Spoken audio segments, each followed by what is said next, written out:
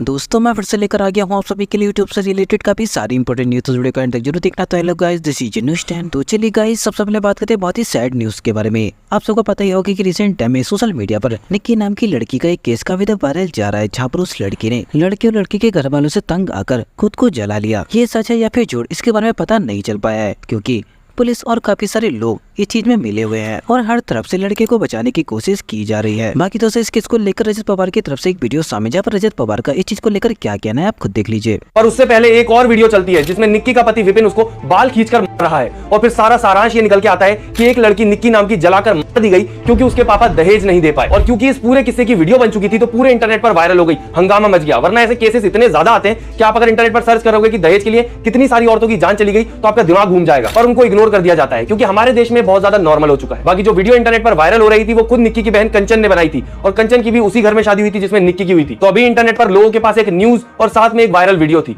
और सब लोग डिमांड करने लगे कि निक्की को जस्टिस मिलना चाहिए, ऐसा किसी के साथ नहीं होना चाहिए। और तभी केस में आता है एक नया ट्विस्ट, या कहूं इस केस को घुमाने की कोशिश की जाने लगी। के बाद निक्की को अस्पताल लेकर पहुंचे परिजनों ने बोला था सिलेंडर वाला झूठ। ग्रेटर नोएडा का निक्की मर्डर केस इन दिनों सुर्खियों में है। इस मर्डर केस में अब फोर्टिस हॉस्पिटल का भी बयान आया है। हॉस्पिटल की तरफ से कहा गया है कि मेमो में जलने की वजह सिलेंडर का फटना बताया गया था। अच्छा, मतलब जब सिलेंडर फटता है तो घर की जो बहू होती है उसको ही आग लगती है, घर में कहीं आग नहीं लगती, कोई नुकसान नहीं होता, कोई जलता नहीं है, किसी को एक खरोच तक नहीं आती। सिलेंडर वाला नैरेटिव इतना ज्यादा फेक था कि किसी ने भरोसा नहीं किया। तभी नया नैरेटिव आता है कि जो निक्की थी उसने खुद को खत्म किया है, खुद को जलाया है, उसमें विपिन का कोई हाथ नहीं है। क्या कुछ देखा था उस दिन आपने, प्लीज बताइए। जिस दिन जब शोर मचा हुआ था तब अपने घर के बाहर खड़ा था। शोर मचते ही मैं यहाँ पे भागा हूँ, विपिन गाड़ी में था, गाड़ी बैक कर रहा था। विपिन मैं यहाँ जाके खड़ा हो गया, विपिन ने बोला कि अर्जुन जाके अपनी भाभी को उतार ला ऊपर से। तो हम ऊपर भागे, मैं एक डॉक्टर साहब भी हैं वो भागे, जाके देखा तो निक्की इनकी जो बड़ी बहन थी कंचन वो बोल रही थी कि बहन तूने क्या कर लिया, तूने कदम क्यों उठा लिया। तो वो निक्की बोल रही थी कि मुझसे गलती होगी, मुझे बचा लो। सबसे बड़ी बात, आप ये छोड़ो कि उसने खुद को जलाया या उसको किसी और ने जलाया या मजबूर किया जलाने पर खुद को। आप ये सोचो कि अतुल सुभाष वाला केस अभी जो कुछ समय पहले आया था उसमें क्या उसकी वाइफ ने खुद जाके अतुल को मारा था? नहीं, उसकी वाइफ की वजह से उसने खुद को खत्म किया था। वो इतना ज्यादा टॉर्चर हो गया था कि वो सह नहीं पाया, और इसीलिए हम सब ने मिलकर अतुल के लिए जस्टिस की मांग की। और जस्टिस मांगने के पीछे दो कारण थे कि एक ऐसी औरत जिसने इतना ज्यादा टॉर्चर की एक आदमी को उसको सजा मिलनी चाहिए, और दूसरा ये कि हमारे देश के जो कानून है जिसकी वजह से इंसाफ नहीं मिल पाया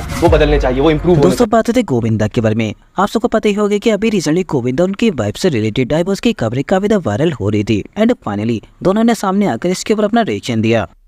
आज आप लोग आज मीडिया के मुंह में थप्पड़ नहीं पड़ी है क्या हमको साथ में देख के? हाँ, इतना क्लोज अगर कुछ होता तो हम इतने नजदीक होते, हमारी दूरियां होती। कोई हम दोनों अलग नहीं कर सकता है, चाहे ऊपर से कोई भी आ जाए, भगवान आ जाए, कोई शैतान नहीं आ जाए, कोई नहीं अलग कर सकता है। वो बोलते हैं पिक्चर था ना, मेरा पति सिर्फ मेरा है, मेरा गोविंदा सिर्फ मेरा ही है और किसी का नहीं है। जब तक हम मुंह ना खोले प्लीज कोई भी चीज पे आप लोग ना बोलिए। दोस्तों बात करते हैं राजीव फिटनेस के बारे में। अभी रिसेंटली राजीव फिटनेस की तरफ से एक इंस्टाग्राम स्टोरी सामने, जहाँ पर राजीव फिटनेस की कार को किसी ने पीछे से बहुत ही बुरी तरीके से ठोक दिया है। अब भाई ये देखो, गाड़ी बिल्कुल पूरी खत्म कर दी, और फिर कुछ करो तो फिर ये बोलते हैं कि ये हो गया वो हो गया, और पूरी तेज आया लेके। अब तुम इस गाड़ी के हिसाब से अंदाजा लगा लो भाई खुद ही, और वो गाड़ी की हालत देखो भाई। फिर इन्हें पूछो ना तो फिर एबीपी न्यूज, आज तक, जी न्यूज, राजवीर सिसोदिया ने दिखाई बीच रोड में दबंग गई।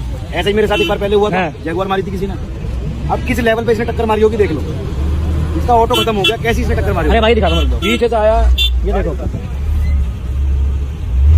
और अपनी गाड़ी की हालत दिखाते हैं। अब ये बता, अगर हमारी गाड़ी ना होगी, कोई बेचारा बाइक वाला होता तो जाएगा तो क्या होता? दोस्तों आप जानते होंगे कि रिसेंट टाइम में वोट चोरी को लेकर बीजेपी के ऊपर काफी सारे आरोप लगाए हैं, एंड इसी के साथ में इलेक्शन कमीशन को भी काफी ट्रोल किया जा रहा है। बट फाइनली इसी टॉपिक के ऊपर ध्रुव राठी ने एक वीडियो अपलोड कर दी, जहाँ पर ध्रुव राठी के चीज को लेकर क्या कहना है आप खुद देख लीजिए। जो जिंदा लोग हैं उन्हें वोटर लिस्ट पर मुर्दा घोषित कर दिया जा रहा है, और जो मर चुके हैं उन्हें जिंदा कहा जा रहा है।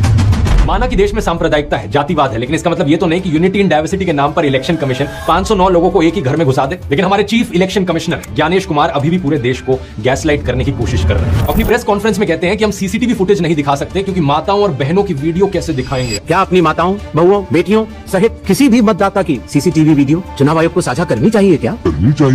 अरे बाप रे, क्या आप यहाँ बाथरूम की फुटेज दिखा रहे हो? क्या किसी के बेडरूम की फुटेज दिखा रहे हो? नहीं ना, किसी के घर के अंदर की फुटेज तो नहीं है ना, ये पोलिंग बूथ है। और फिर प्रेस कॉन्फ्रेंस में आकर चिल्लाते हैं कि एविडेंस कहां है, एविडेंस लेकर आओ। सारा एविडेंस तो अपनी पॉकेट में रख रखा है।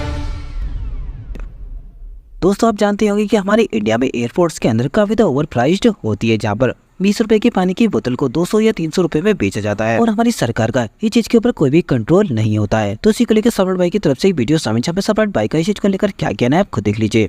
इंडिया में उड़ती हैं या फिर इंटरनेशनल एयरपोर्ट हो जिसकी फ्लाइटें बाहर भी जाती हैं, आपको दोनों जगह पे एक चीज बहुत ज्यादा कॉमन देखने को मिलेगी और वो है ओवर प्राइस। जब आप एयरपोर्ट पर कोई चीज खरीदने जाएंगे तब आपको पता चलेगा कि वहां पे जो प्राइस है वो बाहर के मुकाबले 1 गुना नहीं, 2 गुना नहीं, 10 गुना नहीं, 20 गुना नहीं, 100 गुना तक महंगा होता है। जैसे अगर हम बात करें मिनरल वाटर की, तो 1 लीटर की जो बॉटल होती है बाहर आपको 15 से 20 रुपए में इजीली मिल जाती है। एयरपोर्ट के बाहर आप कहीं भी जाएंगे तो इसका प्राइस यही है, लेकिन यही सेम चीज जब एयरपोर्ट के अंदर आती है तो यही 1 लीटर की बॉटल आपको 250 से 300 रुपए की मिलती है। आपको समझ में आ रहा होगा कि प्राइस डिफरेंस कितना ज्यादा है एयरपोर्ट के अंदर। एक चाय जो हम डेली की जिंदगी में कंज्यूम करते हैं बाहर के मार्केट में उसका रेट 5 से 10 रुपए होता है, मैक्सिमम 15 रुपए तक जाता है, लेकिन जब आप एयरपोर्ट के अंदर चाय खरीदने जाएंगे तो आपको पता चलेगा यहाँ एक चाय की कीमत 250 से लेकर 500 रुपए तक होती है। और आपको ये सारी चीजें एयरपोर्ट से ही खरीदनी पड़ेंगी, क्योंकि जैसे आप चेक इन करते हैं यानी कि एयरपोर्ट के अंदर आ जाते हैं तो आप एयरपोर्ट के बाहर नहीं जा सकते। आप एयरपोर्ट के बाहर उसी कंडीशन पे जा सकते हो जब आपको अपनी फ्लाइट छोड़नी हो, अदरवाइज एक बार आप अंदर आए तो यहीं से आपको सामान खरीदना पड़ेगा और वो सामान मिलेगा आपको ओवर प्राइस में। आज यात्री जो इंतजार कर रहे हैं अपनी फ्लाइट का, वो पानी पीकर पेट भर रहा है कि कहीं 250 रुपए की चाय और 350 रुपए का समोसा ना खरीदना पड़ जाए। एयरपोर्ट के बाहर न जाने देने वाली कंडीशन के कारण ही आज की डेट में एयरपोर्ट पे इतने ज्यादा ओवर प्राइसिंग चलती है और वन साइडेड इनकी मोनोपोली चलती है। और शर्म की बात है कि हिंदुस्तान की गवर्नमेंट का इन सारी चीजों पे कोई कंट्रोल नहीं है। चलिए अब आप दोस्तों बात थे थगेस के बारे में। अभी रिसेंटली थगेस की तरफ से एक रोस्ट वीडियो सामने जब थगेस ने बिग बॉस 19 से रिलेटेड काफी सारे वीडियोस के ऊपर अपना रिएक्शन दिया है। बट सलमान भाई नहीं, सीजन की शुरुआत करने शाहरुख भाई आए, ये वाले ये हकला शाहरुख मीम का यूज बिग बॉस ने भी कर लिया अच्छे से। हाँ, ऐसा लग रहा है ओरिजिनल से ज्यादा डुप्लीकेट लोग काम कर रहे हैं। बिग बॉस की भी गलती नहीं है, उनको ओरिजिनल डुप्लीकेट मिला ही नहीं होगा क्योंकि वो वोग मैगजीन का शूट कर रहे हैं। ये क्या हाल बना लिया अपना आदि है। बिग बॉस का ये हाल देख के वो अश्नीर ग्रोवर ने भी अपना शो बना लिया। और 15-16 लोग आए थे। मेरे को लगता है बिग बॉस के रोज तभी रुकेंगे जब मैं हाँ बोल दूंगा वहां पे जाने के लिए, लेकिन अभी गाइस ऑनेस्टली बोल रहा हूं मेरा मन नहीं है। ओके, पूछते हैं मुझे, ठीक है, कमेंट में बोलना मत, इसको कोई पूछता नहीं, पूछते नहीं जाना है, अभी जाऊंगा तब बता के जाऊंगा। एक तो एक भी ऐसा इन्फ्लुएंसर नहीं है जिसको पूरा साल पैप लोग पूछते रहते हैं आप बिग बॉस जा रहे हो क्या, आप बिग बॉस जा रहे हो क्या। मेरे को लगता है साल के एंड में जो नहीं बोलता है ना कि हम नहीं जा रहे बिग बॉस, उनकी लिस्ट बनती है कि ये लोग जा रहे हैं। बट इस साल बिग बॉस के घर में बहुत कुछ डिफरेंट है। इस साल बिग बॉस के घर में डेमोक्रेसी है, सारे डिसीजन इस बार घर वाले लेंगे। तो बिग बॉस का कोई काम ही नहीं है। ही लिटरली हैड वन जॉब, वो भी घर वालों पे डाल दिया। बिग बॉस से ज्यादा काम तो हम लोग कर रहे इधर 24 आवर लाइव देख रहा हूं ताकि तुम लोग तक पहुंचा पाऊं रोस्ट। दोस्तों बात थे क्रिश मूवी में यूज होने वाले ऋतिक रोशन के मास्क के बारे में। अभी रिसेंटली राकेश रोशन जो कि क्रिश मूवी के डायरेक्टर थे, उन्होंने रिवील कर दिया कि आखिर क्रिश मूवी में क्रिश का मास्क बनाने के लिए उन्हें लगभग 6 महीने का समय लगा था। बाकी दोस्तों बस आज के लिए इतना ही। वीडियो पसंद आई हो तो लाइक कीजिए, चैनल को सब्सक्राइब करना ना भूलें। मिलते हैं आपसे नई वीडियो में, तब तक के लिए टेक केयर।